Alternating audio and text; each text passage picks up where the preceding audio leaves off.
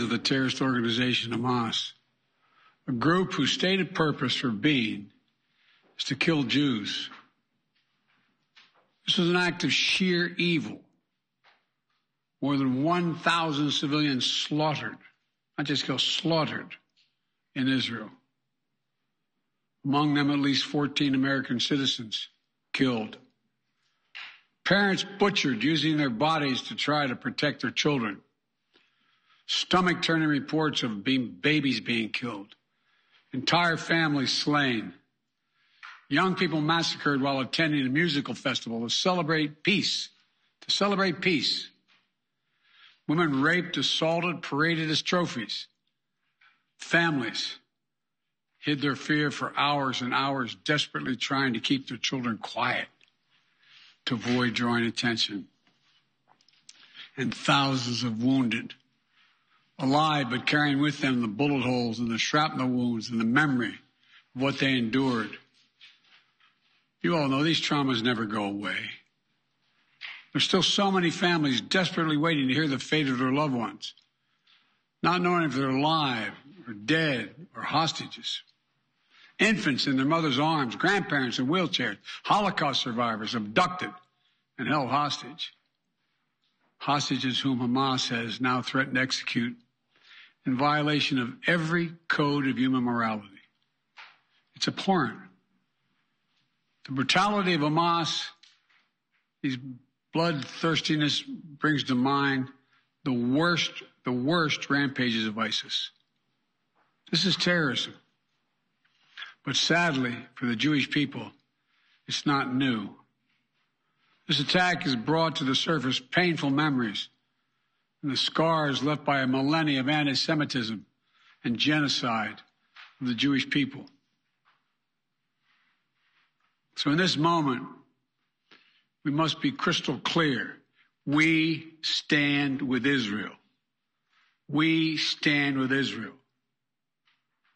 And we will make sure Israel has what it needs to take care of its citizens, defend itself, and respond to this attack. There's no justification for terrorism. There's no excuse. Hamas does not stand for the Palestinian people's right to dignity and self-determination. Its stated purpose is the annihilation of the state of Israel and the murder of Jewish people. They use Palestinian civilians as human shields. Hamas offers nothing but terror and bloodshed with no regard to who pays the price. The loss of innocent life is heartbreaking. Like every nation in the world, Israel has the right to respond, indeed has a duty to respond to these vicious attacks. I just got off the phone with a third call with Prime Minister Netanyahu, and I told him the United States experience what Israel experienced, and our response would be swift, decisive, and overwhelming. We also discussed how democracies like Israel and the United States are stronger and more secure when we act according to the rule of law. Terrorists purposely target civilians, kill them. We uphold the laws of war, the law of war. It matters. There's a difference. Today, Americans across the country are praying for all those families that have been ripped apart. A lot of us know how it feels. It leaves a black hole in your chest when you lose family. Feeling like you're being sucked in. The anger, the pain, the sense of hopelessness. This is what they mean by a human tragedy, an atrocity on an appalling scale. We're going to continue to stand united, supporting the people of Israel who are suffering unspeakable losses and opposing the hatred and violence of terrorism. My team has been in near constant communication with our Israeli partners and partners all across the region and the world from the moment this crisis began. We're surging additional military assistance, including ammunition and interceptors, to replenish Iron Dome. We're going to make sure that Israel does not run out of these critical assets to defend its cities and its citizens. My administration has consulted closely with Congress throughout this crisis. When Congress returns, we're going to ask them to take urgent action to fund the national security requirements of our critical partners. This is not about party or politics. This is about the security of our world, the security of the United States of America. We now know that American citizens are among those being held by Hamas. I've directed my team to share intelligence and deploy additional experts from across the United States government to consult with and advise Israeli counterparts on hostage recovery efforts.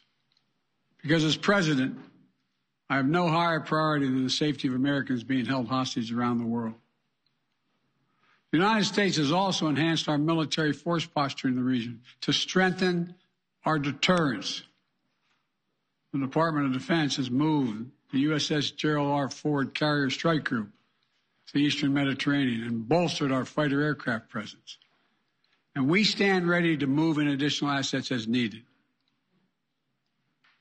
Let me say again, to any country, any organization, anyone thinking of taking advantage of this situation, I have one word: don't. Don't. Our hearts may be broken, but our resolve is clear.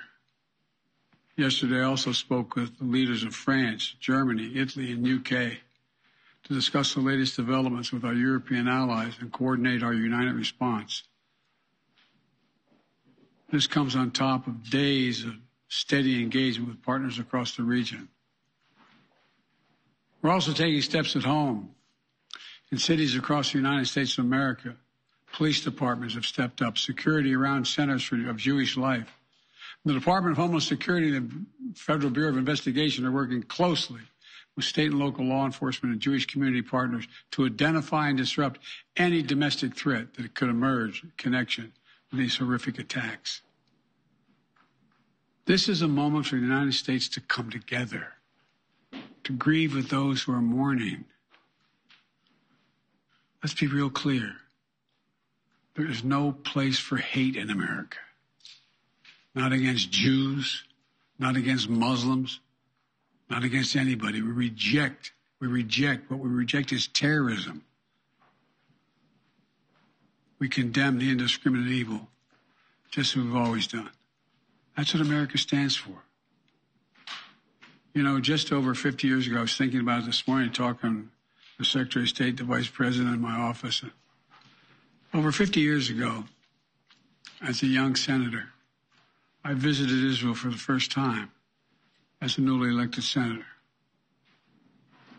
And I had a long, long trip, a meeting with Golda Meir in her office just before the Yom Kippur War. And I guess she could see the consternation on my face as she described what was being faced. They were facing.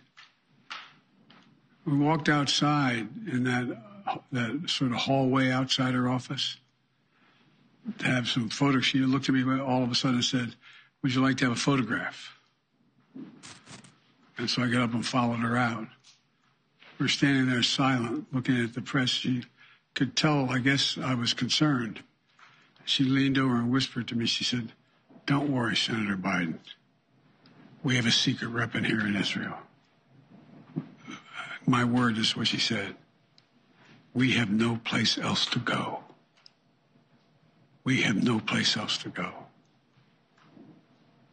For 75 years, Israel has stood as the ultimate guarantor of the security of Jewish people around the world, so that the atrocities of the past could never happen again.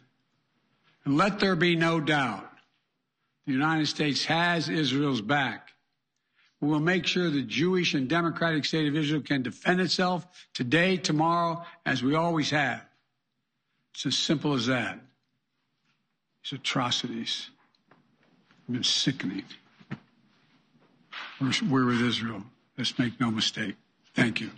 Mr. President, what was your reaction? נשיא ארצות הברית ג'ו ביידן מדבר